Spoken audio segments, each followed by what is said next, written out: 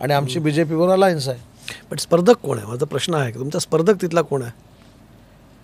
नाही, स्पर्धक आता तुम्हाला मी सांगितलं ना, बीजेपी बरोबर अलायन्स आहे, त्याच्यावर बीजेपी स्पर्धक असण्याचं काही पण कारण वाढतो तर बीजेपीचा तिकडे जोरात, ज्या आक्रमकरित्या अग्रेसिव्हली बीजेपी वाढत आहे तिकडे.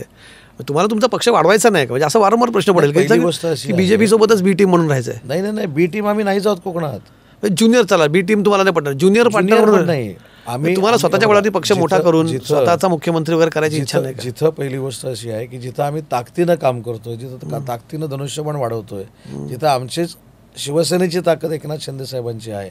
जर नगरसेवकांची संख्या आता काढली किंवा भविष्यामध्ये अगदी पनवेलपासून उभं राहणाऱ्या विधान परिषदेच्या उमेदवाराचा आपण जर विचार केला तर त्याच्यामध्ये देखील तो शिवसेनेलाच द्यावा लागेल. एवढी ताकद शिवसेनेची आहे. त्याच्यामुळं बघा, काही लोक आकांडतांडव करून पक्ष वाढवतात आणि माझ्यासारखा कार्यकर्ता शांत राहून वाढवतो. हा फक्त फरक आहे, पण आउटपुट त्यांच्यापेक्षा जास्त देतो.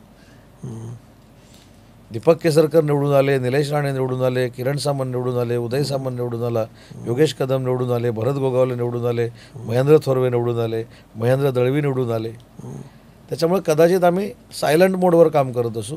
काही लोक ॲग्रेसिव्हली काम करत असतात, पण ॲग्रेसिव्हली काम करून यश किती येतं याच्यावर सगळं अवलंबून आहे ना. येत आहे का मग यश त्यांना ॲग्रेसिव्हली काम करायला? त्याचा विचार आता आपण सगळ्यांनी केला पाहिजे. मी तुम्हाला आकडेवारीनुसार दाखवलं की कोण कुठे नगराध्यक्षाचा उमेदवार आहे, कोण कुठे आमदार आहे.